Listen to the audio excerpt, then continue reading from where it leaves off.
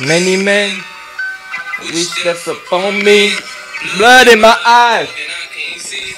I'm destined to be. My life away. On m'a tiré dessus carrément. Cicatrice qu'il va y avoir. Many men. Many men. Salut à tous et bienvenue dans ce nouvel épisode du Madside. Madside, la série dans laquelle on va regarder du jiu-jitsu ensemble.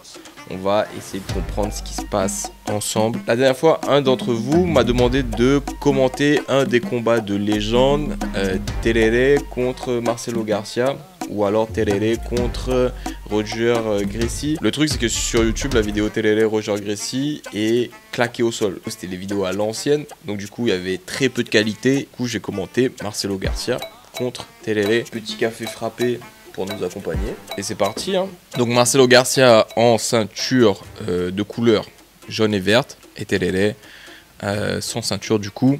Ici, bataille de grip. Alors Terere, c'est le père, si vous voulez, du jiu-jitsu moderne, du jiu-jitsu avec un jeu ouvert. Voilà comment moi je le connais. Il a un style très ressemblant à... Attention, ici Marcelo Garcia saute pour tirer la garde. Terere commence à passer tout de suite avec un e-cut, mais Marcelo Garcia se remet debout. Terere, c'est un peu un gars qui a le même style que Jansen Gomez, ou plutôt l'inverse. Jansen Gomez a un style qui est très proche de celui de Terere. En portugais, ils disent solto. Très à distance, avec beaucoup de mouvements, ça bouge partout. Et voilà, avec des passages en distance. Un jiu-jitsu qui est le contraire de Salt, c'est un jiu-jitsu qui est attaché, où on bouge pas beaucoup. Donc là, avec beaucoup de mouvements. Terere ici qui se retrouve dans la garde fermée de Marcelo Garcia. Hein, Marcelo Garcia. Marcelo Garcia qui fait un pistol grip sur la manche ici de Terere, qui contrôle aussi le poignet. Marcelo Garcia, légende du sport, hein. Combien de fois champion du monde, gagné la DCC? C'est le professeur de Matheus Diniz. Je crois que Matheus Diniz avait gagné la DCC une fois. Ici on se retrouve dans une demi-garde avec Terere au-dessus, Marcelo Garcia en dessous. Marcelo Garcia qui lâche pas ce pistol grip. Et du coup Marcelo Garcia qui a monté son école et qui forme des champions. Qu'est-ce que j'allais dire aussi?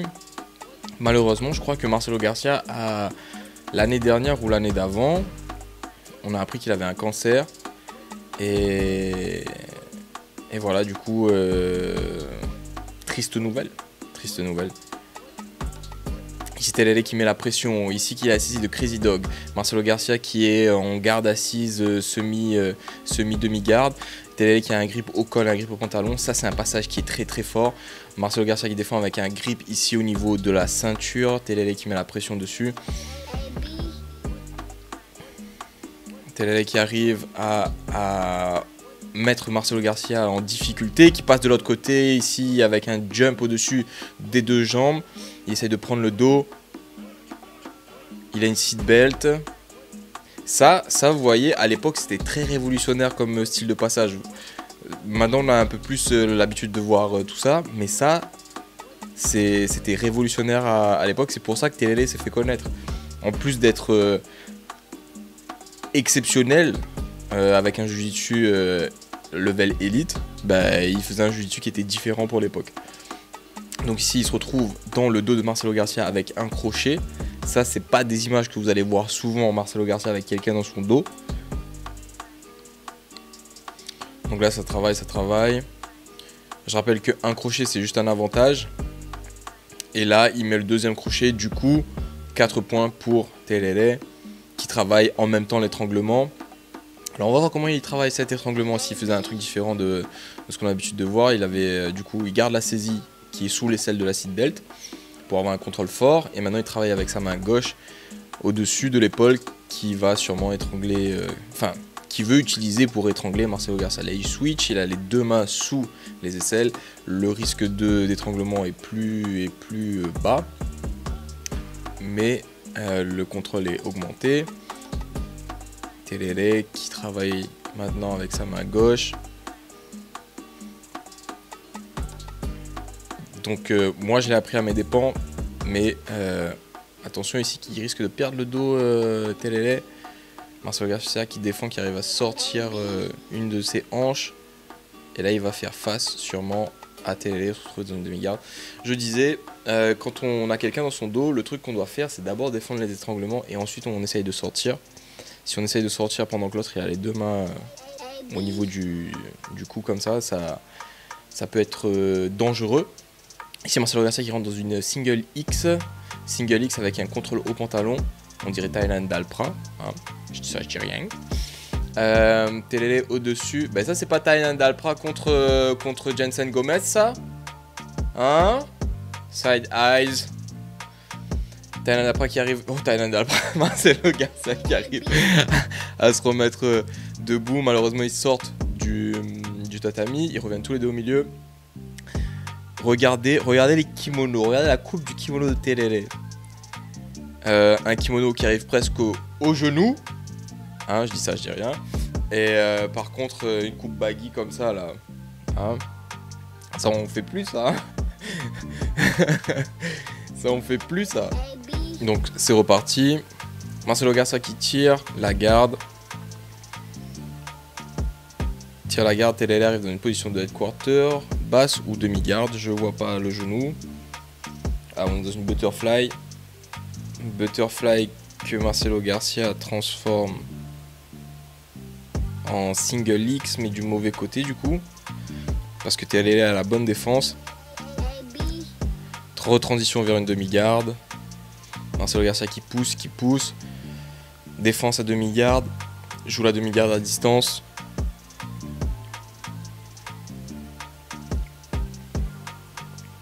Un grip au col, un grip à la manche. Le knee shield au milieu. Telele qui arrive à passer de l'autre côté. Marcelo Garcia qui essaie de défendre. Il pond deux fois. Telele garde la pression. Essaye de prendre le dos. Arrive à mettre, à forcer la turtle. Position de la tortue. Marcelo Garcia en position de tortue qui va devoir maintenant encore une fois sûrement défendre le dos ou alors recomposer en demi-garde comme il le fait ici. Telele reste au-dessus, se presse pas. Garde un contrôle au niveau du col et un contrôle au niveau de la jambe. Presque comme si c'était un cradle. Mais c'en est pas un. Marcelo Garcia qui arrive à se remettre debout. De genou à genoux encore une fois. Ils repartent tous les deux au milieu. Là pour l'instant c'est Telele qui gagne. Telele qui gagne de 7. 7 plus 3, 10, 14 points. Non, 10 points. Une prise de dos de passage. Et il y a des désavantages, sauf que j'ai perdu le compte des avantages. Donc ici, Marcelo Garcia a retiré la garde encore une fois. Grip au col, grip au pantalon ici avec une K-guard qui va transitionner. Il va transitionner et transformer ça il veut transformer ça en X single X. Single X ici.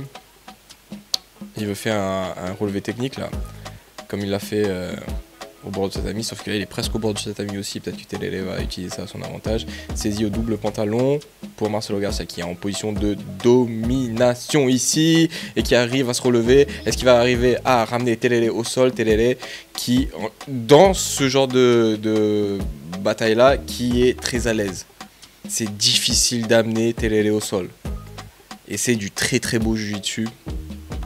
Il arrive à défendre, ils sortent de l'ère de combat. Et là ils reviennent tous les deux au milieu. Telele qui gagne un peu de temps. Respire un peu. Il a eu chaud. Plus chaud à cette tentative là qu'à la première tentative. Donc là c'est reparti. Grip fighting, Marcelo Garcia qui feinte une amenée au sol.